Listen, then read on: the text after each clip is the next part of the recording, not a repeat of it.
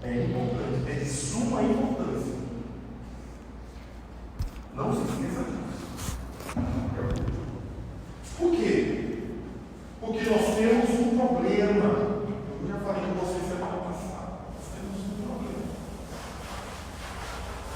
Nós temos um hiato histórico, linguístico, entre nós, 2022, e o texto bíblico, quando ele foi escrito.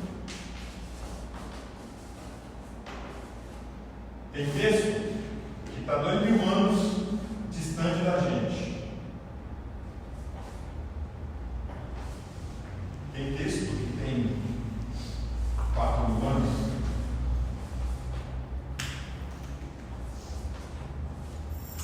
E aí, entre nós e o texto bíblico, tem um hiato. E a hermenêutica, quando eu uso a hermenêutica vai tentar aproximar.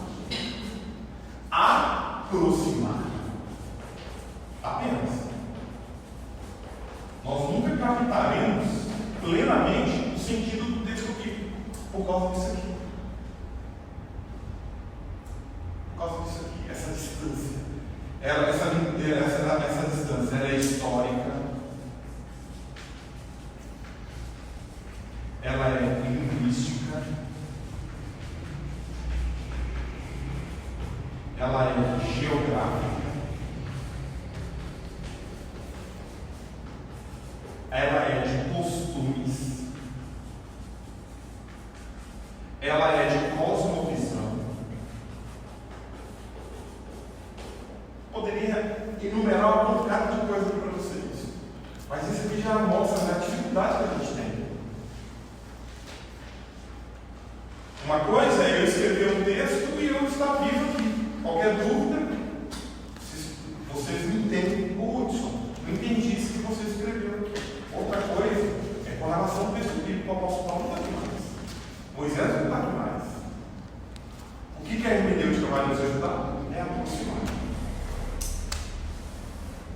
Nunca a gente vai conseguir compreender plenamente o texto bíblico.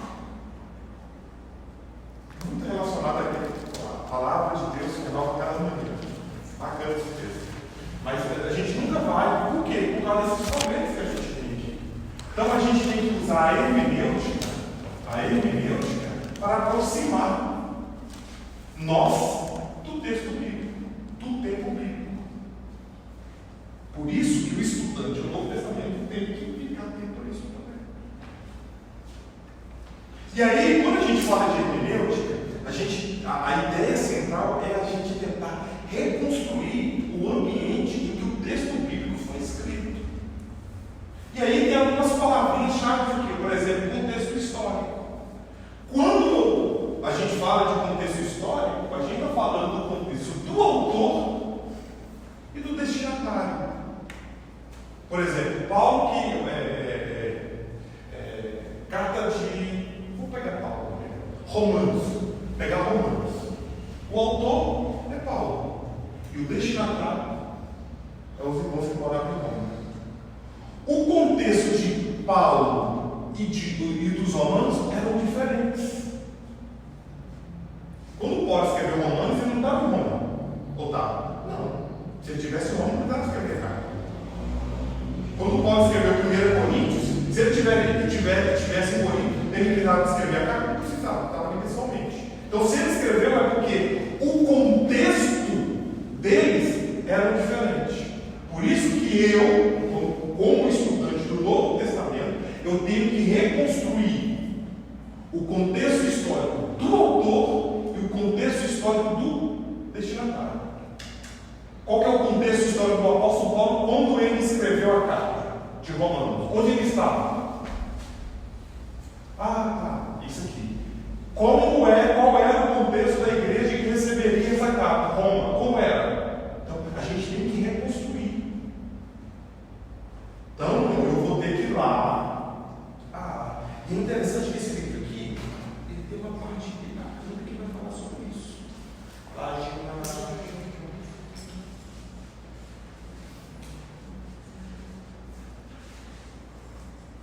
Ó, ele tem um capítulo 1, contexto histórico. Ele só vai falar sobre isso. Comprou? Ai, que maravilha. Aqui, ó, contexto. Vai falar sobre isso aqui que eu estou falando com vocês. Então, quando eu estou falando de contexto histórico, eu estou falando para reconstruir. A gente tem que reconstruir o contexto histórico em que o livro foi desenvolvido, seja do autor, seja do destinatário. Gente, isso é de suma importância. Por que a gente tem que reconstruir o contexto histórico? Porque não é o mesmo contexto que o nosso. O mundo antigo é diferente do mundo atual. Por isso que eu tenho que voltar lá no primeiro século e reconstruir o contexto do autor e o contexto do destinatário. Ok? Então, o estudante do Novo Testamento tem que ter essa consciência. Então, toda vez, eu vou começar a pregação em Romanos na minha igreja. Exercício básico. Primeira coisa, reconstruir o contexto histórico. Quais eram as condições? Quem era Paulo? A gente fala tanto de Paulo e ele. O que o texto da Bíblia fala sobre Paulo? O que as novas pesquisas do estudo bíblico sobre Paulo têm a dizer sobre ele? Está entendendo? E depois, reconstruir o contexto de quem recebeu a carta. Que igreja era essa? Era uma igreja problemática? Como era Roma? Caramba, Roma era tipo uma Nova York. As melhores coisas vinham de Roma.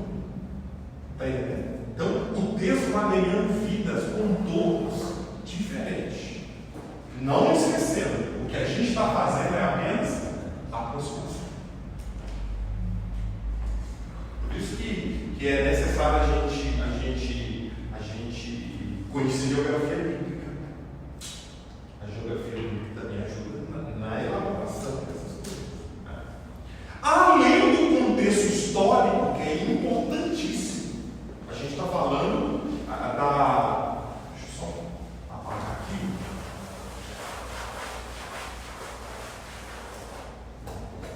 Imagina aqui.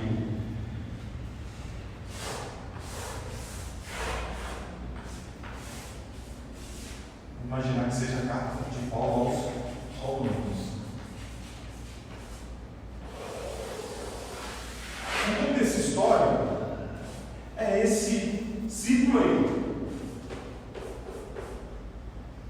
que tenta descrever o ambiente em que Romanos foi escrito. Isso eu chamo de contexto histórico. Agora, contexto literário é o texto propriamente dito. Quando eu falo de literário, eu estou falando de texto. Eu estou falando de texto. Eu estou falando de desenvolvimento do assunto. Ok? Capítulo 1, o que o texto diz? Capítulo 2, o que o texto diz? Capítulo 3, o que o texto diz? Isso eu estou começando a trabalhar com aquilo que eu chamo de contexto literário. Associado ao contexto literário, a gente tem o gênero literário. A Bíblia não é toda epístola. Ou é? Não. A Bíblia tem narrativas. A Bíblia tem poesia. Olha que diversidade. Isso é riqueza. Isso reflete muito o caráter de Deus. Deus é criativo. Imagina toda os 66 livros, tudo cara. Até Deus. Epístolas, narrativas, poesias, textos legislativos. O que é isso? Outra, cânticos. Não. Só. Não vai encaixar em poesia. Deixa eu ver uma outra. Apocalipse. Apocalíptico. Históricos. Hã? Históricos. Hã? Textos históricos. É narrativa, é tipo narrativa. Então essas aqui são o que a gente chama de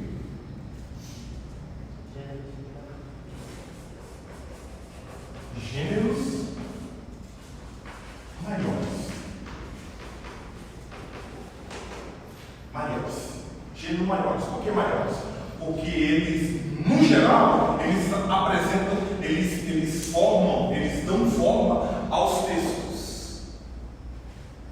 Só que não fica por aí. Tem os gêneros menores, que é Provérbios. E aqui eu não estou falando de Provérbios, livro de Provérbios. O livro de Provérbios você encaixa na poesia. Parábolas, discursos. Um discurso famosíssimo, Mateus capítulo 5 ou capítulo 7. Sermão da Montanha é um discurso muito semelhante ao gênero de uma epístola. Então, esses três aqui, a gente pode chamar de gêneros menores, que normalmente está dentro desses gêneros maiores. Eu sabendo interpretar a forma de cada um vai me ajudar muito no processo de interpretação.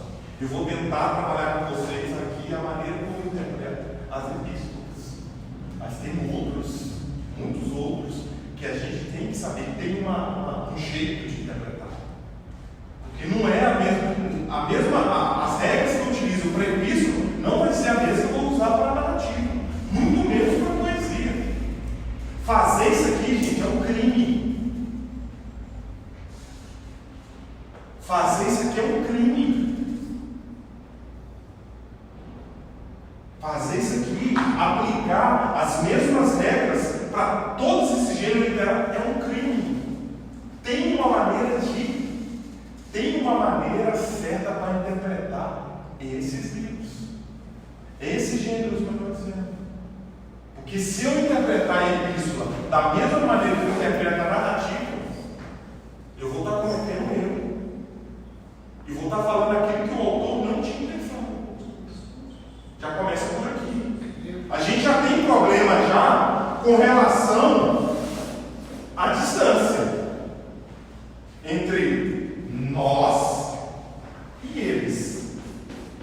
Nós já temos esse. E ainda o sujeito que interpreta a epístola da mesma maneira como interpreta a narrativa, a poesia e tudo mais, aí o problema vai ficar muito maior.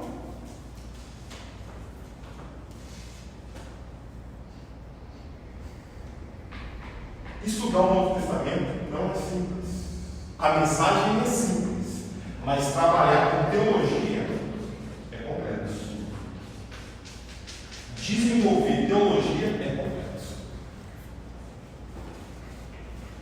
É complexo. E eu uso o texto para vocês aqui. Vou pegar esse texto e vou jogar na cara de vocês.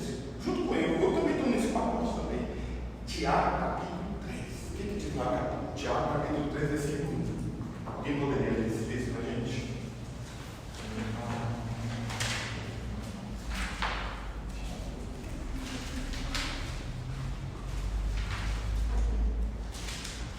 Pode ler? Pode ler. Meus irmãos, muito de vós não sejam médicos.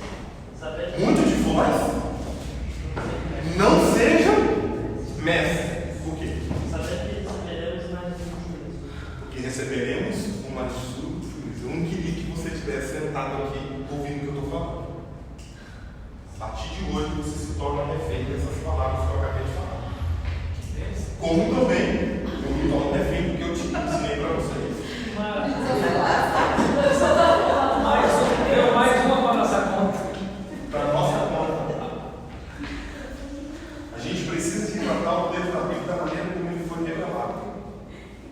Então, se Deus quisesse que a Bíblia fosse monolítica, ela só usaria um gênero literário e facilitaria a nossa vida. Mas não, Deus é criativo. texto, os gêneros literários refletem a criatividade de Deus. Os autores no momento da elaboração do texto, não tinham essa noção que a gente tem hoje. Está entendendo? Mas, eles refletiram isso. E a gente cai sobre nós a responsabilidade de tratar o texto da Bíblia como ele precisa ser tratado. Então, o ponto principal dentro disso que você está falando para nós nos dias de hoje é o ponto incisivo é a aplicação, então para nós. Depois de uma boa interpretação, o ponto principal Exatamente. é a aplicação. Exatamente. Eu só aplico depois que eu descubro o que o autor disse. Senão, a casa está. Tem quando correr. Aí sim, eu descobri, fiz tudo isso aqui. Cara, isso aqui não vai ficar dentro de um século, lá no século, não, tem uma mensagem de Deus para a gente hoje. Aí eu faço a aplicação. Mas depois de ter feito toda essa análise, que o nosso foco é ir lá, ouvir o que o autor diz e aplicar agora. Tá entendendo? A gente tem muitas teologias que foram construídas sem levar isso em consideração. E eu não vou nem tocar aqui. Deixei isso para lá. Está entendendo? Ignoraram isso aí. Olharam o texto da Bíblia como se fosse monolítico. Não levaram em consideração os gêneros literários. Por exemplo, um dos grandes problemas do estudo do Novo Testamento é como o Antigo Testamento foi usado no Novo. Meu amigo, o que tem de livro que a Paulo saiu aí para analisar essa questão, que é uma questão que dá pano para manga? Como o apóstolo Paulo usou o Antigo Testamento nos livros dele? Será que está entendendo? E é interessante por quê? Porque às vezes a gente pensa que a inspiração que Deus deu para Paulo, por exemplo, nos dá autoridade para usar o Antigo Testamento da maneira que a gente quer. E isso não existe. Isso não existe.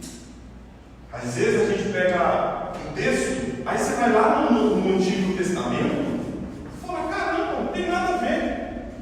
A maneira como Paulo usou aqui no Novo Testamento, aqui em Romanos, por exemplo, não tem nada a ver. Mas a gente não pode esquecer que ele está sob uma ação soberana do Espírito. E o Espírito Santo usa as Escrituras segundo a vontade dele. Agora, não recai a mim a responsabilidade de fazer o mesmo hoje. Por quê? Porque eu não estudo sobre a mesma inspiração. Por exemplo, um exemplo clássico aqui. Vamos pegar o texto de a parábola do bom samaritano. Parábola, já fala já, parábola.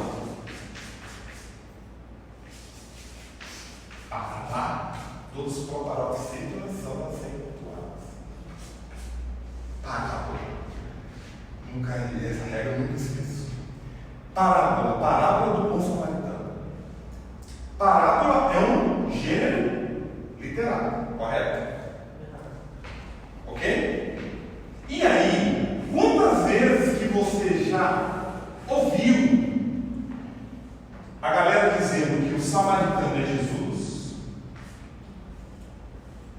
que a hospedaria é a igreja, que o moribundo é o pecador, e deram até nome para o sacerdote, para o levita.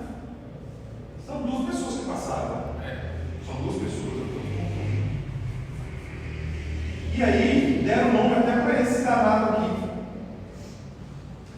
Se a gente olhar o texto lá da parábola do bom samaritano, a parábola está falando que Jesus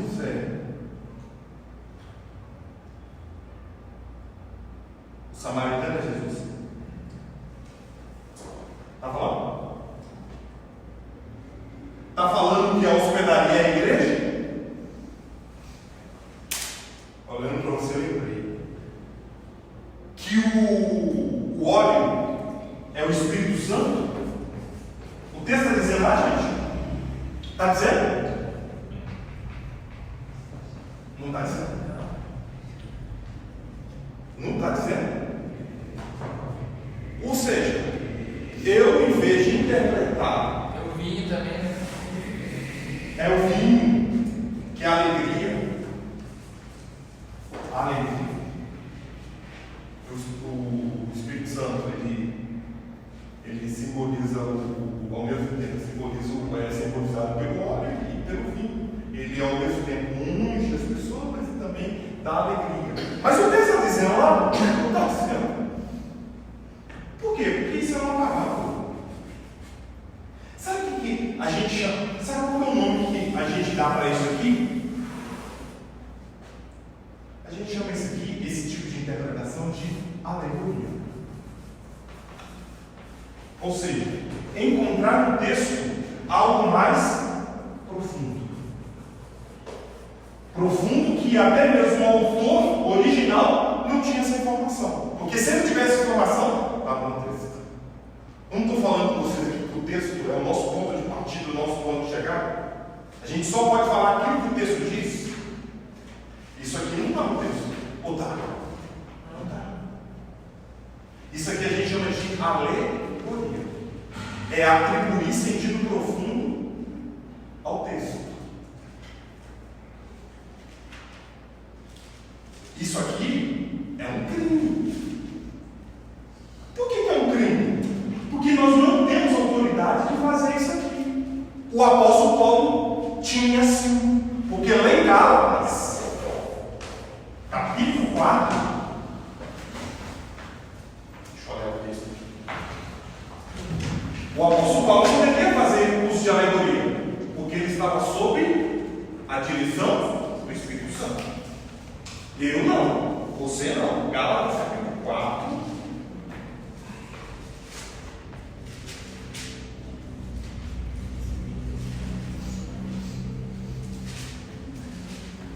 Só um versículo, porque deu um branco aqui na minha pergunta.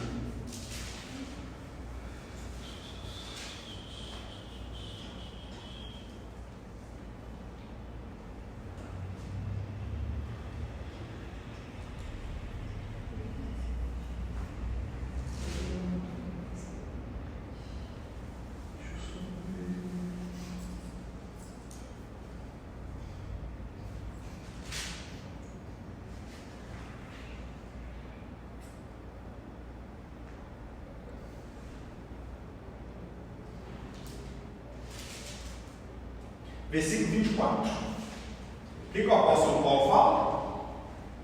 Estas coisas são alegóricas. Pois essas coisas são alegóricas. Ele está se referindo a Sara e a Agar.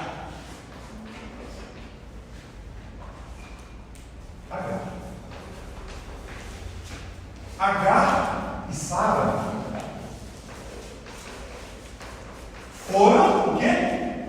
Pessoas históricas. Pessoas históricas. Existiram. Ok?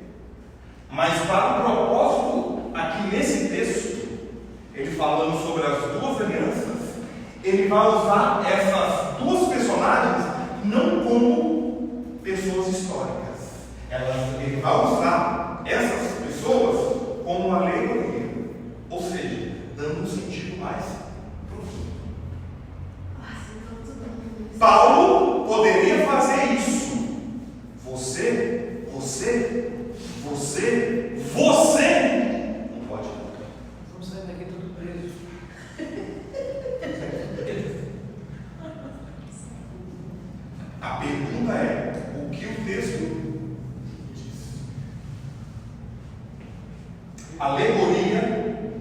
No caso das parábolas aqui, é um crime. Estou falando porque tem gente graúda na história da igreja que fez isso. Como é que você ministraria essa palavra? Já falo já. Segura aí. Por exemplo, a gente tem, eu gosto muito de Santo Agostinho. Ou melhor, Santo Agostinho não. Origens. Origens fez aqui. Um pai da igreja extremamente respeitado. Aí.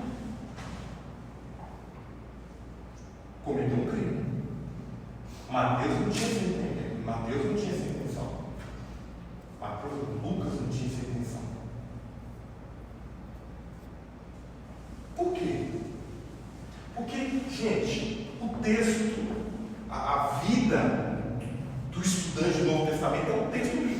A gente começou falando lá de crítica textual, a gente tem que ter um texto confiável em mãos e tudo mais, o nosso chão para tudo é o texto bíblico, é o texto do Novo Testamento. E aí, por exemplo, o próprio texto, é esse texto que você está aberto aí, o texto de Gálatas. Então, o texto de Gálatas é fácil. Por que o texto de Gálatas é fácil? Porque ele fala aí, são essas coisas alegóricas. O que é essas coisas? Agar e Sara. Gente, o que ele quer dizer? Gente, olha, eu vou agora ilustrar. E eu não vou pegar essas mulheres no seu sentido histórico. Eu vou alegorizar. Eu não vou falar delas como uma pessoa histórica. Eu vou atribuir a elas duas imagens. Uma aliança, outra aliança. A aliança que Deus havia firmado com Adão, com Abraão, simbolizando, versículo 22. Pois está escrito que Abraão teve 2 filhos, uma da mulher escrava e outra da livre. E aqui ele está falando, a ideia dele é sobre o evangelho que liberta. Ele já começa a carta dizendo que se alguém ensinasse a eles, os Gálatas, um evangelho diferente daquele que ele havia ensinado, que esse sujeito seja anátema. Esse evangelho que era considerado anátema era representado por Agar. Eram pessoas ainda fixas, com a mente fixa, ainda nas letras frias da lei.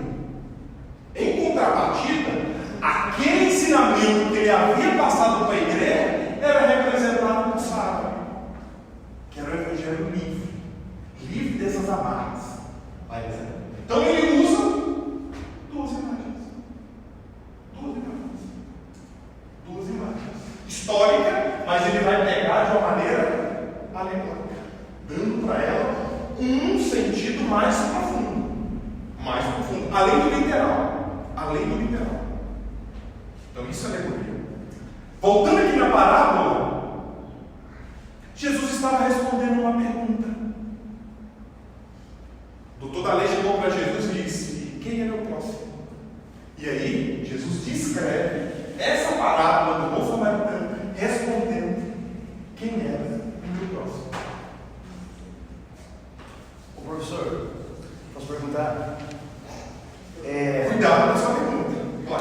Aqui nem assim, o autor de Hebreus, ele diz que as coisas passadas foram sombras das coisas futuras. Dentro desse contexto de alegoria, seria errado assim, o senhor já deve ter ouvido, a gente já ouviu. Se bobear, a gente até pregou, eu estou incluso nesse meio.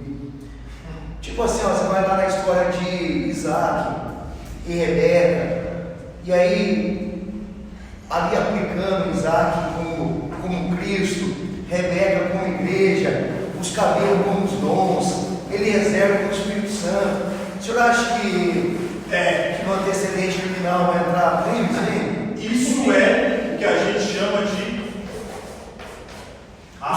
O senhor já ouviu, né? alegoria. É isso aí, né? Essa é essa interpretação, É porque né? a gente não leva as coisas muito a sério quando a gente fala de texto bíblico. Porque certo mesmo, gente, a gente só pode usar aquelas imagens que o texto está dizendo. Por exemplo, o texto não fala dos camelos. Então, os camelos por fora não fazem parte desse conjunto de texto. Não faz parte da inspiração do texto. Porque se fosse para ser inspirado, estava lá o camelinho. O camelinho estava. Então, no momento em que Deus estava inspirando o autor, tinha muitas imagens que ele poderia utilizar. Muitas imagens. Está entendendo? Que o autor bíblico poderia utilizar. Não, Deus escolheu essa e jogou os restos. Ficou lá no Antigo Testamento. E o Vale de Azevedo? Então, eu já vi Tipo Abraão mesmo. o professor Abraão e Isaac lá que Abraão foi sacrificar Isaac, que aí entra lá que Jesus entra como um cordeiro ali, com uma provisão. A questão é o seguinte: tem algum texto da Bíblia do Novo Testamento que faça esse link? Eu só posso fazer esse link se estiver no texto bíblico. Então, mas você pegando o Novo Testamento, tipo assim, ó, vendo que Jesus foi o cordeiro que substituiu nós, que nós estávamos destituídos da glória, todos pecaram, nós estávamos condenados, era para nós estar ali, mas Jesus veio como uma provisão de Deus, como um substituto, e aí fazendo alegoria não pode. É a pobre. Quem é o autor? Quem que é o autor do texto? Quem que é o autor do texto? De Gênesis. De Gênesis. Moisés. Essa era a intenção de Moisés na hora que ele estava elaborando? Não. Sabe o que você está fazendo? Vou usar aqui, não é crítica, é só para ilustrar. O que você está fazendo? Você está colocando informação que não estava em Moisés. Mas tendo o Novo Testamento em mãos, tendo a informação nossa. Então, mas tem algum texto lá no Novo Testamento que dá base para isso aí? Não fala de forma explícita, mas traz Jesus como um cordeiro, substituto e coisa e tal. Então, mas quando Jesus é o cordeiro ali, provavelmente está relacionado com o tabernáculo, com o sacrifício no tabernáculo, não com esse cordeirinho. Você é aquela musiquinha, tem uma musiquinha sou o cordeirinho legal. Professor, mas a música veio até a cabeça. sobre a serpente que Moisés levantou na haste, ela já aparece, né? Já aparece lá. Entendeu? É essa que é a questão. Se a imagem do Antigo Testamento aparece no Novo, ok. Não sai pra Mas, por exemplo, contou toda a história, o camelo ficou fora, esquece o camelo. Ele está querendo influenciar Moisés, Jesus. Eu estou falando que a gente faz isso.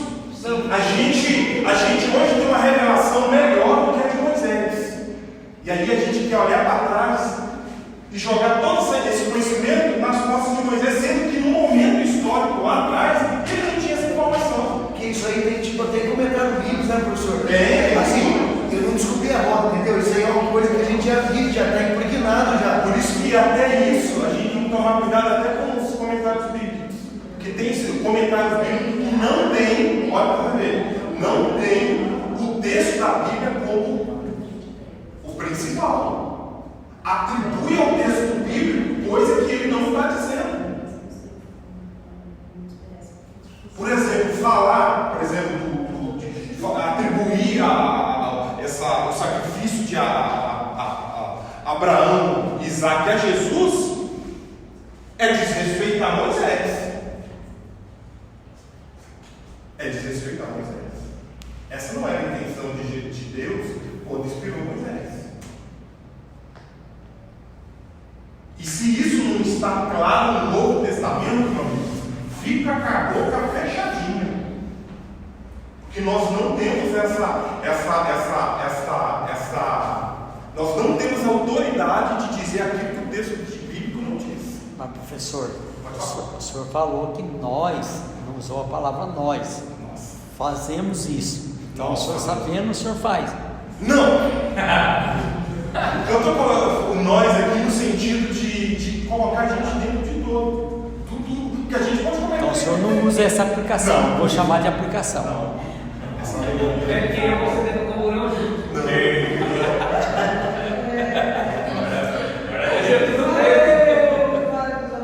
Então vale dos nossos erros. É simples. É só ir pro texto. É só para ir pro texto. E aí, primeira coisa. Nossa, a gente está saindo bastante. Primeira coisa. Aquilo lá é uma profecia.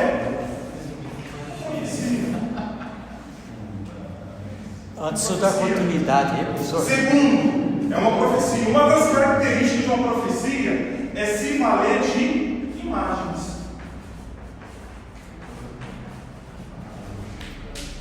Profecia, a gente chama a profecia de mãe do Apocalipse.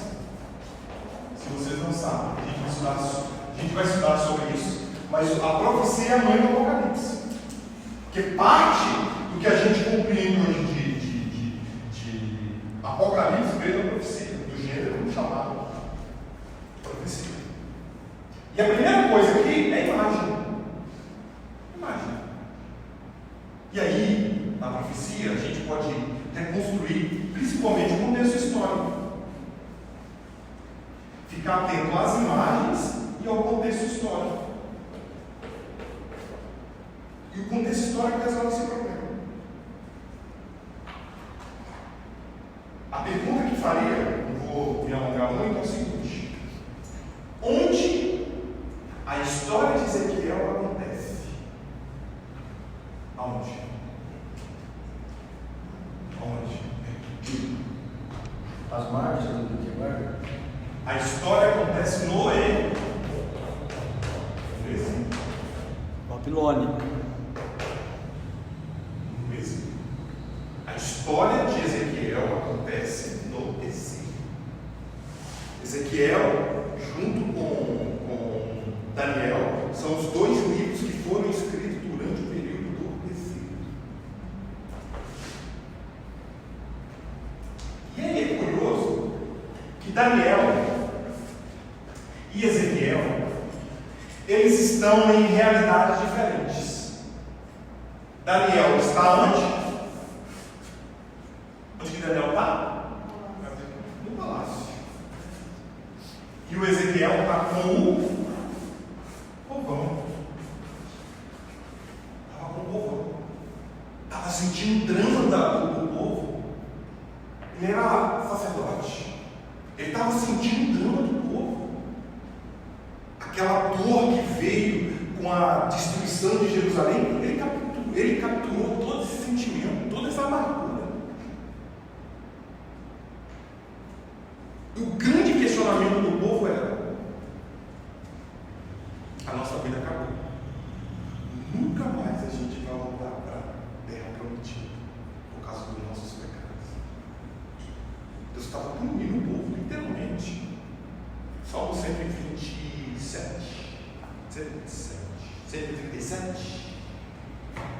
O salmista diz que isso é um eco do ambiente do exílio. Não, a gente não tem motivo para cantar. A gente não tem motivo para tocar liras. A gente não tem motivo para tocar um piano. Por quê? Porque o templo de Deus foi destruído e a gente está distante da terra prometida. Então, esse sentimento, Ezequiel encarnou. E aí, faz sentido esse capítulo 37. 37 de Ezequiel, dos vários nossos textos. Isso mesmo? Esse texto faz sentido nesse ambiente. Deus levanta Ezequiel para criar esperança no coração do povo. E ele se valeu de uma imagem que tinha tudo a ver com o povo de Israel. De fato, os babilônicos fizeram. O rastro de coisa que eles fizeram foi criar um vale de ossos. Que historicamente, ou melhor, friamente, era impossível alguma coisa mudar aquela realidade. E aí, capítulo 37. Entendeu? Eu não vou nem me ater ao texto, mas o texto mostra um sentido de esperança, um sentido de alegria. Não, gente, as coisas vão mudar. A gente não pode esquecer da esperança que Deus falou lá com Isaías, com Jeremias. Isso aqui é passageiro. Semana está vendo? Ontem eu estava lendo o livro de Sofonias. Deus vira para o povo: gente, não planta nada, porque vocês não vão colher. Isso é um antes do exílio. Não planta nada. Não vai, porque vocês não vão tomar do sol. Vocês vão para o exílio. Esse mesmo Deus que mandou a galera para o exílio é esse Deus que confortou o povo durante o exílio, criando esperança. Esse é o texto de esperança.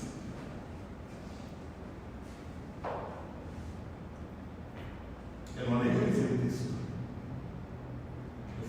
Eu tentei trabalhar um pouco o contexto histórico. Você, como que esclarece muita coisa? Contexto histórico ajuda a gente a responder muitas perguntas. Por isso que é importante, qualquer texto da Bíblia tem que ter o danado do contexto histórico. Antes de você mexer com o contexto literário.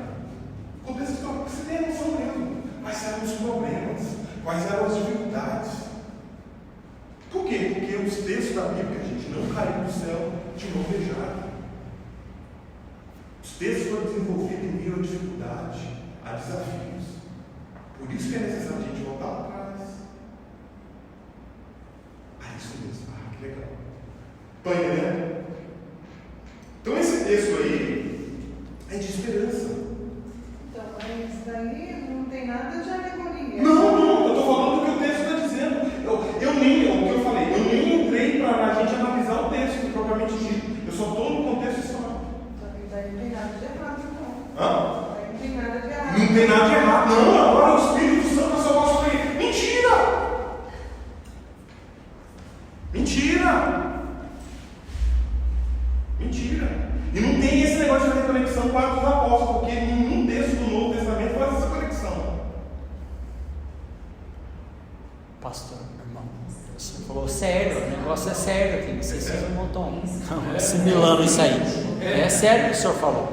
E a minha pergunta para o senhor essa daí é uma colocação que todos defendem, na teologia, professores defendem. Você ia pregar a parábola então? Não, certo. Hã? Como é que é?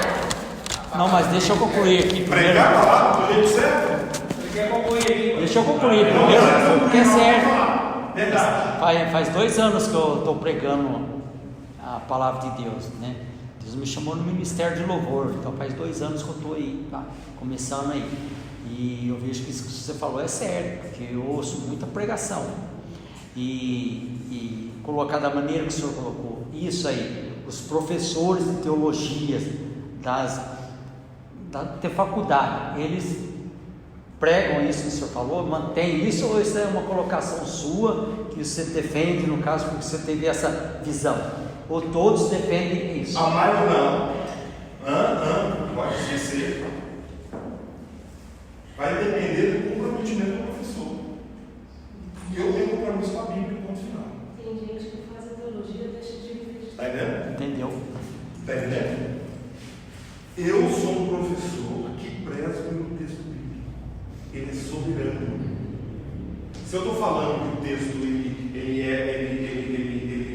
a partir do capítulo 3, versículo 16 de 2 Timóteo, o apóstolo Paulo fala que toda a escritura é inspirada para corrigir e tudo mais. Se eu creio que a palavra de Deus ela tem que reger toda a minha vida e meu pensamento, quando eu estou fazendo teologia também, o texto da Bíblia tem que ser soberano.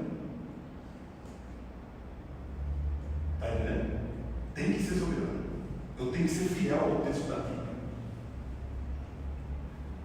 É a ideia presente nos 3 livros, nas 3 cartas que o apóstolo Paulo escreve lá para Timóteo e para Tito.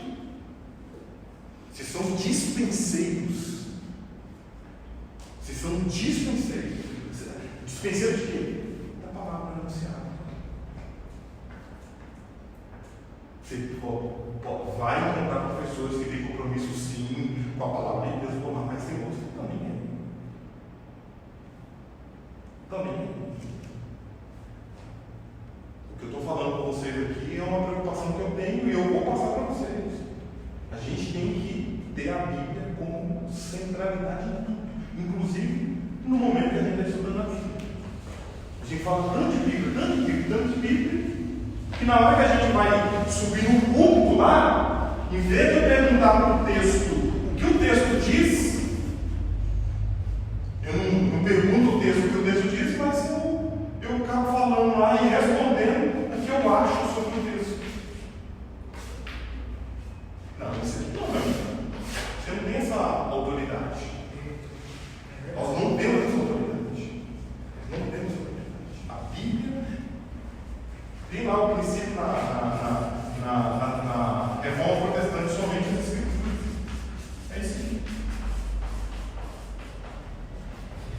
Somente as Escrituras. Ou seja, ponto de partida e ponto de chegada é as Escrituras. Ponto final. Então, o estudante do Novo Testamento tem que ter isso na cabeça. A sua pergunta? Como o senhor pregaria então a parábola do bom samaritano? Sem aquela alegoria? Deixa eu só lavar minha mão ali. O senhor está ficando azul, hein? Estou ficando azul. Aquilo que. Capítulo quanto de Lucas? Nossa, deu branco na cabeça. Ó, versículo 25. Eis que certo homem, intérprete da lei, não esquecer do sujeito, conhecia a lei.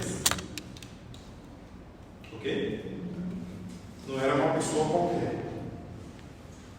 Era uma pessoa que foi preparada para ensinar o povo a maneira certa de ensinar as Escrituras. Então não era um Zé Orelha. Não era um leigo no assunto. Era um estudante, era um profissional de teologia. Conhecia bem a lei de Deus, conhecia lá as regras básicas para se interpretar as Escrituras. Então não era um Zé Orelha. Se levantou com o intuito, olha a motivação. Ele levantou, ele usa todo esse conhecimento para quê? Levantou com o intuito de pôr Jesus à prova. Ele usa a teologia. Olha para você ver, é sinistro. Você tem que tomar muito cuidado com aquilo que a gente faz. Ele levantou para colocar Jesus na prova e diz-lhe: Mestre, o que farei para herdar a vida eterna? Ele sabia a resposta, mas ele queria colocar o segundo. O texto está dizendo aqui, está dizendo que ele quis colocar Jesus à prova. Então Jesus lhe respondeu: o que está escrito na lei? Como interpretas? A isso ele respondeu, porque ele conhecia a lei. Por isso que Jesus usou isso aqui, o que está escrito na lei? Porque ele sabia de cor. Ele sabia de cor. Quando o apóstolo Paulo foi aprofundar os conhecimentos dele em Jerusalém,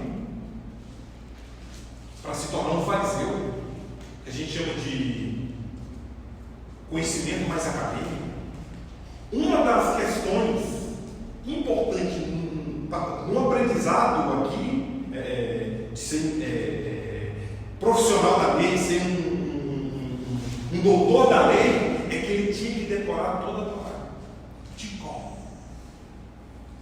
Então, o que esse rapaz fez aqui, ele tirou de cor. Ele falou: amarás o Senhor teu Deus de todo o seu coração, de toda a sua alma, de toda a sua força e de todo o entendimento.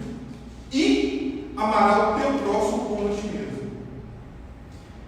Aí Jesus vira para ele no versículo 28 e fala: então Jesus lhe disse: respondeste corretamente.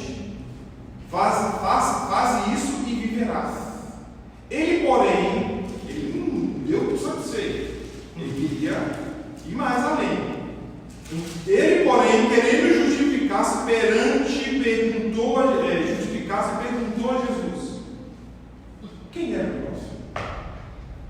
Esta é a pergunta central nesse texto aqui, que vai dar todo sentido para a parábola. Quem é o meu próximo? Jesus foi explicar para ele. E como que Jesus explicou? Através de uma parábola. Aí usa a figura do samaritano por causa daquela. Né? Porque provavelmente, por exemplo, O próximo dele era aquele que queria. Né? Provavelmente, isso aqui foi capa de alguma revista naquele tempo. Isso que provavelmente aconteceu em algum outro lugar. E Jesus conta essa história para responder essa pergunta. Às vezes o nosso foco está na parábola e só nos dedica. Não, é um todo. E essa pergunta aqui já é a resposta da parábola. Jesus contou essa parábola para mostrar para esse danado da lei insensível quem era o próximo dele. E era samaritano.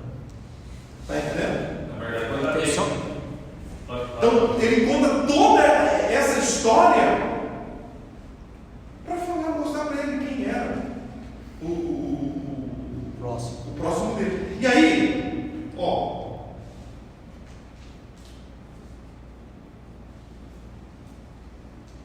versículo 29, o versículo 30 vai começar a parábola. Versículo 36.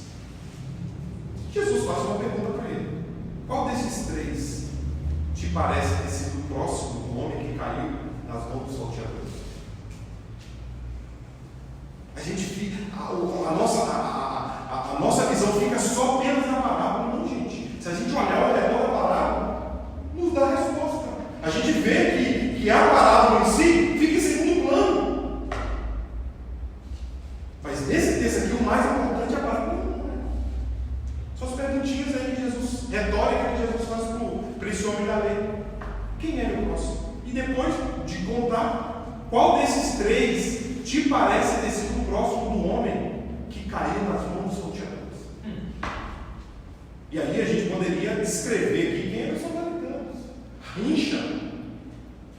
Os judeus olhavam para os samaritanos, e isso aconteceu principalmente depois do exílio babilônico.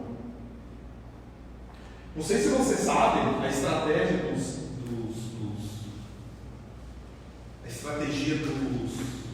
dos assírios. A política dos assírios era o seguinte: quando ele conquistava um lugar, por exemplo, imagina esse lugar. Não, vou fazer um mapa aqui desculpa, Dó. Desculpa, eu coloquei do outro lado aqui. Deixa eu fazer um mapinha aqui.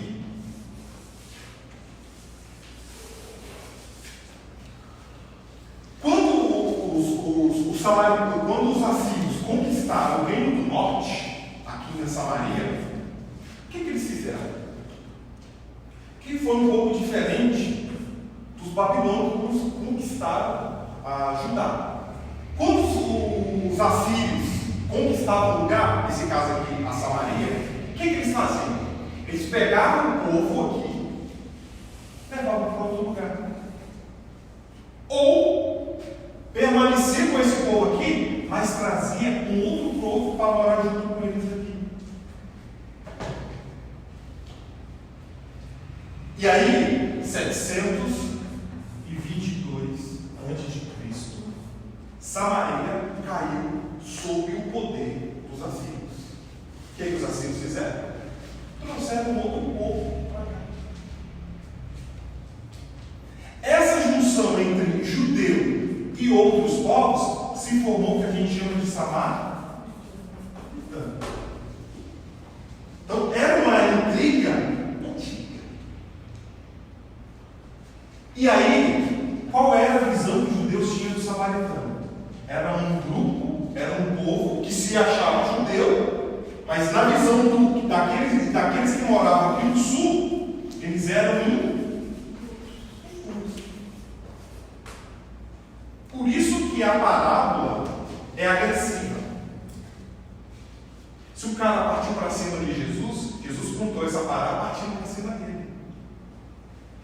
usando eles. Ah, você é conhecedor da lei? Que legal!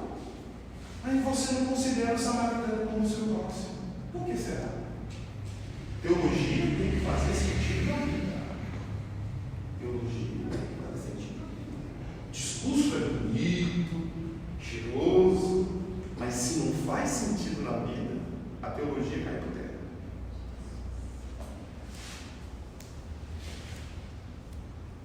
É isso aí. Então, às vezes o nosso foco, a gente se apega à parábola. Não, mas a parábola é um ingrediente só. Às vezes tem informações antes e depois da parábola que vai esclarecer, que vai melhorar o sentido da mensagem. Entendeu? Por isso que eu não preciso fazer aquilo lá. Se eu tenho um texto como prioritário, se o texto é o ponto de partida, o ponto de chegada, as minhas respostas, as minhas indagações estarão no texto. Aí eu vou usar a parábola do bom samaritano de uma maneira correta. Maravilha?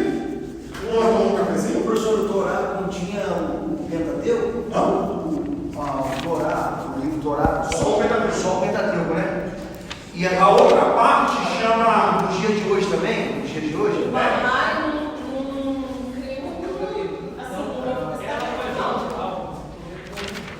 Torá mais os escritos e os profetas chamam de Manacá.